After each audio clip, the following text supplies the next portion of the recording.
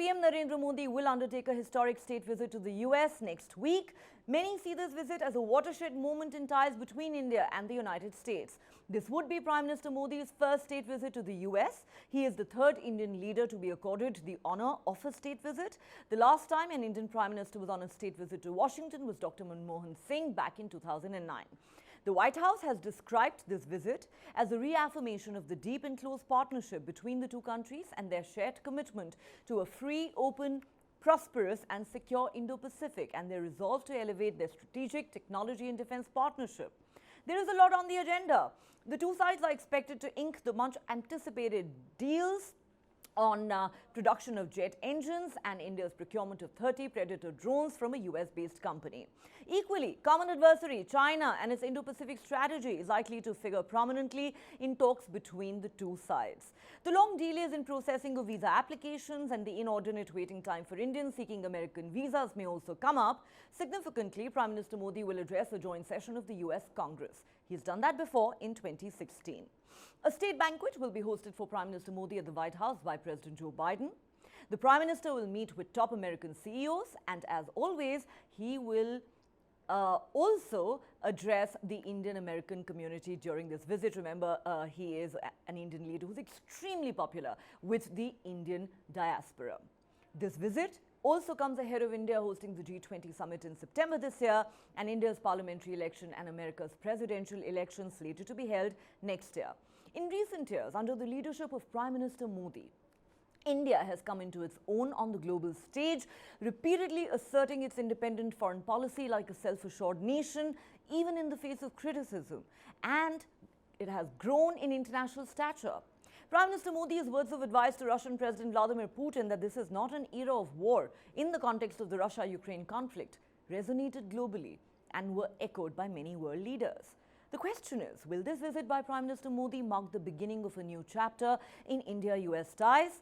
With China emerging as a common threat, are we likely to see renewed and stronger efforts by the two countries to cement their relations and take them to the next level? So we are here almost literally on the eve of what we believe will be a historic state visit by Prime Minister Modi, one that will further solidify what President Biden has called the defining relationship of the 21st century. It is our conviction that at the heart of the strategic relationship between our countries are economic ties. And under the leadership of President Biden and Prime Minister Modi and private sector leaders in this room tonight and beyond, it is growing stronger by the day. Our leaders are good friends, and our countries are great friends. This is an opportunity to elevate their relationship and all of our relationship to the next level. I think it's going to be a fabulous visit. I know that these are gentlemen who enjoy each other's company, but more importantly, it will express the warmth between our peoples and the ambitions we have to take this relationship, this consequential, important relationship, to the next level. And joining me now to discuss the significance of this important visit is a special guest. I'm joined by Kanwal Sibal, former Foreign Secretary of India. Sir, thank you so much for joining me. A warm welcome to you. Let me begin by asking you, this is being described as a historic visit. Prime Minister Modi's first state visit to the US. Naturally, expectations are high. But do you believe this visit can indeed mark the beginning of a new chapter in India-US ties? Because these are ties that have immense potential, which is yet to be fully tapped into. Would you agree? Well, you have to be a little more cautious in our assessments. I tell you why. We had the nuclear deal, and that really was a very massive break with US policy towards India, a seminal break. And it was intended to begin a new chapter in our relations. In some ways it has. But that is already almost 18 years old. So what I mean is that our relationship with the United States will always remain a work in progress. There are a lot of things that tie us together. We are very clear in our minds that this is the most important external relationship that we have. And if we want to grow and become one of the major powers in the world in every sense, especially economic, then the relationship with the United States is very vital. Even as regards you know, issues that the international community is facing, climate change, especially the financing of climate change goals, the SDGs, uh, energy transition, all these things which have become very, very important and are key in terms of the future of the international community, in a sense. On this, India and United States have to work together. United States already has become our largest partner in economic partner, $192 billion of trade in goods and services, which is far greater than with any other uh, country. Secretary Blinken just said that economics is at the heart of our relationship. With regard to the modernization of our military and our Atmanirbhar program, United States can play a very vital role. Both countries are persuaded that, that they face a threat in Asia, and the threat comes from China. United States has a problem with China in the Western Pacific. We have a problem with China on our northern borders, but it could extend in the years to come to the Indian Ocean. Therefore, the Indo-Pacific concept is very important, both for India and United States, because India, in a sense, is the resident naval power in the Indian Ocean. There is no other country in the region which has such a strong naval presence as India. United States has, but the United States, of course, is the biggest naval power in the world, and they're present everywhere. But there can be very good burden sharing between India and United States, where they look after security in the Western Pacific, and we look after security in the Indian Ocean. And then in terms of the China challenge, which looms very large in calculations of both countries, we have now embarked on a new form of cooperation, which is ICET, the Initiative for Critical and Emerging Technologies. Because in some of these areas, China has taken a big lead. And therefore, the rest of the world has to join hands and then compete with China in various ways, including developing parallel and more advanced technologies and standard setting and everything else. So the fact that the two national security advisors will be in charge of removing hurdles, procedural, regulatory hurdles, export control hurdles, which would then allow the private sector of the two countries, as well as academic and research institutions, to cooperate, will be very important, because the impulse has to come from the top. The US system of export controls and technology barriers is extremely complex, extremely complex. And that's why I said in the beginning that we have to be a little cautious, because this will take a lot of time to unravel, because for the United States, this entire structure is international in scope. And if they begin to water it down and dilute it, then it has some international repercussions. And then there are, frankly, very hardline people in the US bureaucracy, in the State Department and the Commerce Department, who are in charge of this. They've made their careers out of this. They will raise every single issue to try and delay this process and raise complications. Already, the issue of export controls has been raised, and threat of leakage of technologies if US gives those technologies to Russia.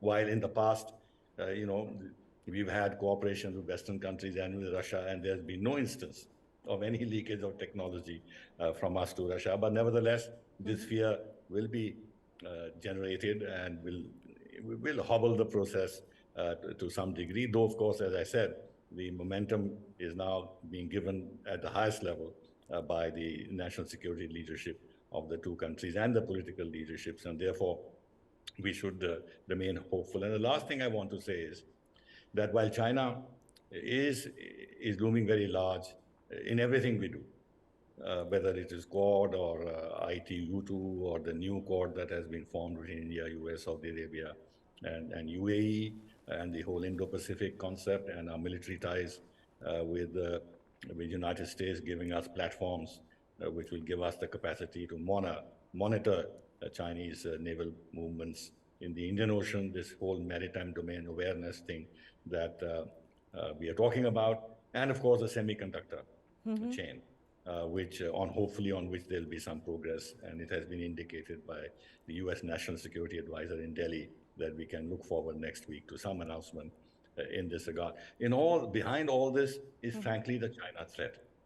Yes. However, for us, we have to make sure that we do not allow our larger foreign policy to be affected by this increasing closeness towards the United States, which is definitely in our interest, which Yes. means that we must not allow our relations with Russia to be disrupted. And naturally, we have interest in keeping the channels of dialogue with China open because no other country which is threatened by China is contiguous to China. Yeah. The only country which is Absolutely. contiguous to China is India. And It they is. have forces stationed right on our border currently, and they do not want to, resolve the outstanding issues. Therefore, Yeah. I think, and I think on the American side, there is a certain degree of realism. But on the think tank side, strategic community in America and everything else, they keep pushing this, India must participate, give some, if we give all these technologies and arms to India, there should be some understanding on deterrence towards China, that India should come to the help of the United States or participate in some uh, activities in the Western Pacific, in the South China Sea. I think that's a mistake. We can Okay. easily do very effective burden sharing between the two countries, which would effectively meet the China threat. And lastly, I think there is no solution to this. The American media remains very negative about India. And that is a pity because they are working at cross purposes in terms of the uh, decision of the two governments and the leaders to work out a new relationship, a deeper relationship, a more expansive relationship. Unfortunately, the US media remains very negative. Yes, considering that, we've often faced attacks on the issue of press freedom in India, religious freedoms in India, India's human rights record, what have you. So you've given us a comprehensive view of the ambit of this bilateral relationship, but I would like to dwell a little bit further on the China dimension and the Indo-Pacific. This is undoubtedly an area of common concern for India and the United States, as you mentioned. And many believe the US actually sees New Delhi as a counterbalance to Beijing, which of course has made no secret of its hegemonic and expansionist designs. How significant a factor is China likely to be in the talks that are going to take place at the White House between Prime Minister Modi and President Biden? I don't think that this is a new subject at all. After all, the leaders have met very frequently. I've forgotten the number of times they have met. And the number of times, especially our foreign minister has met Secretary Blinken. There is this Quad summits, there is this G7 meetings on the margins of the G7 meetings, and preparation for the G20 meetings. There has been a lot of contact between the two sides. The national security advisors are talking to each other, and when they talk to each other, I'm sure the China factor is present in the discussion. So I don't think that this will be the first time that they would be discussing China or would have something new to say about China, because the inflection point with regard to China was Xi Jinping. And the fact, not only when he came to power, especially when he got his third term Yes. as General Secretary, and over centralizing power in his hands, and made it very clear that the PLA has to be groomed to win wars, to fight and win wars. Yeah. So it's very clear what his intentions are, and of course the timelines he has drawn for himself. By 20 so and so we'll be a technologically developed country, and by 2049 we'll be at the center of international governance, which means that it either will be G2 in their eyes, or they will even surpass the United States in terms of global power. So these things are known. These things are known and have been discussed. What the two leaders might discuss further with regard to China, I cannot say, but I don't think that it will be at the center of discussions, though, Okay. mind you, we would have every interest to ask President Biden about what his overtures to China mean, because he's sending Secretary Blinken, and then he's been talking to Xi Jinping. In fact, he wants to talk further to Xi Jinping, but Xi Jinping is not responding. Yeah. And now there's a change in tune from the US side saying, no, we don't want to decouple ourselves from China. We'll only de-risk ourselves from China, which means already there is a backtracking Okay. by the United States. They have $700 billion of trade. They're not going to sacrifice that. So Exactly. de-risk simply means that in areas of great sensitivity, 5G, 6G, telecommunications, critical and emerging technologies, semiconductors, and all that, they will restrict the transfer of technology to China, both at governmental level, academic level, and private business level. But in other areas which are not sensitive, and which accounts for the $700 billion of mutual trade, it'll continue. So therefore, we should also have some clarity from the American side. Very interesting. You So think what India their should actually versus seek a clarification from the US on the China issue? I think that's very interesting. But sir, let me ask you this. This visit will be significant for defense ties between India and the US, given that the fighter engine deal and the Predator drone deal are on the cards. But do you believe this could actually mark a significant shift in any way from the past, where India has had much closer defense ties with America's rival Russia, and America's defense aid to Pakistan, for example, has always caused discomfiture in New Delhi? And as you mentioned, the issue of technology transfer continues to be a prickly one. Well, insofar as the Reaper the drones are concerned, United States has been pressing for this for a long time. But we leased two of them. They're very, very expensive. That's why we leased them. And we thought that this was a better solution rather than buying them, because leasing is less expensive. Apparently, they are very effective, and we've had apparently good experience. But to go in for 31 means that we would need to make budgetary provision.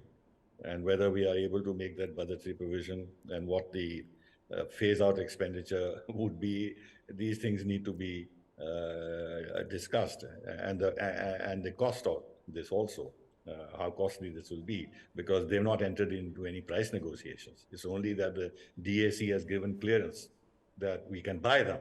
But now the arduous process begins of what the pricing would be, and what because they're going to maintain and overhaul and all these in India also, how that would fit into the cost picture and how long that will take, and what are, as I said, the budgetary provisions we should make. That is one aspect. The other is the jet engine. On the jet engine, if you notice,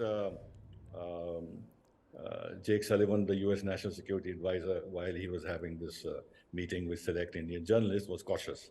He answered other questions. He talked about semiconductors, and he talked about telecom and Open RAM and 5G and everything else, but he didn't answer any question on the jet engine.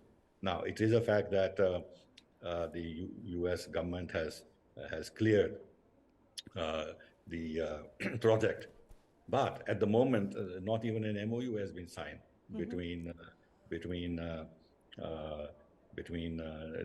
HAL, which is going to manufacture these, and the American side, GE.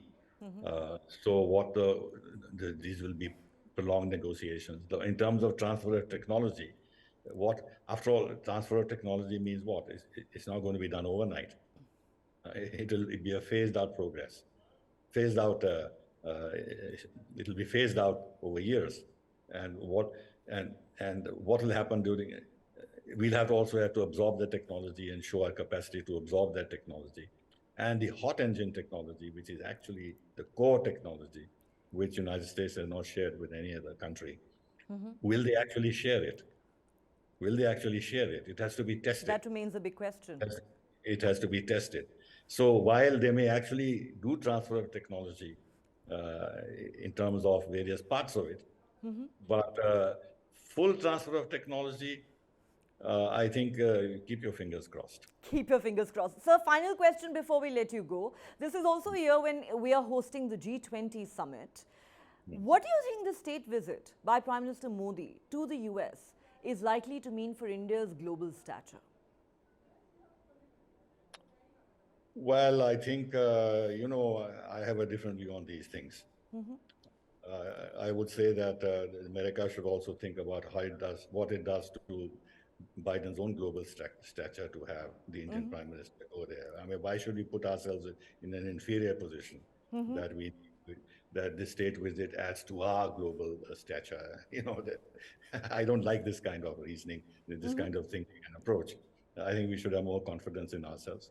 It is becoming a much more equal relationship, and we should work towards that. If there is advantage to be gained for the Prime Minister in terms of this visit, there's a lot to be gained by the Americans also, because this is a signal to China, this is a signal to Russia, this is a signal also to the voters, Indian origin voters in the United States. So it's not as if there are not other elements in which go into these kind of calculations. Absolutely. So that is one aspect. The other is that in terms of our G20 leadership, we have, for example, taken the lead now of the Global South. Now, at this point in time, it suits the Americans for us to take the leadership of the Global South, because it is not the same as non-alignment was, where actually they were very upset that India was not aligned. Here, China is making is making huge inroads into the Global South. And if India increases its presence in the Global South and takes leadership, it will be a much more balanced affair vis-a-vis China. And this actually helps United States interests, because they'll also begin to focus on Africa, where we are present. And China is making big inroads into Latin America. We are also reaching out to Latin America. In the Middle East, China has made a lot of inroads, but with the ITU2 and the other Quad that I mentioned, we are balancing that. So in that sense, we are carving out a leadership role for ourselves, independent of the United States, but it helps the United States. This helps the United States. Now, with regard to the G20 summit, unfortunately, I'm very skeptical that we'll be able to issue a joint statement. Because of the Russia-Ukraine conflict. Even the development ministers couldn't issue it, foreign ministers couldn't issue it, finance ministers couldn't issue it, and things are becoming worse and worse in that part of the world. Yes. And so I don't think that Americans and the others will budge on the Ukraine issue. And therefore, we end up with the chair's statement, which will be unfortunate, because we would have hoped that just as we succeeded a little bit in Bali, diplomatically, in getting a joint statement, I think this time I am not very sure whether we'll succeed. And I don't think the Americans are going to help us in this. They're very clear in them. We live in very complex times, but certainly, sir, all eyes will be on this all-important visit next week. Expectations are very high, but like you said, we should approach this cautiously. Ambassador Kanwal Sibal, it's been an absolute pleasure talking to you. Thank you so much for your time and perspective, sir. My pleasure. My pleasure.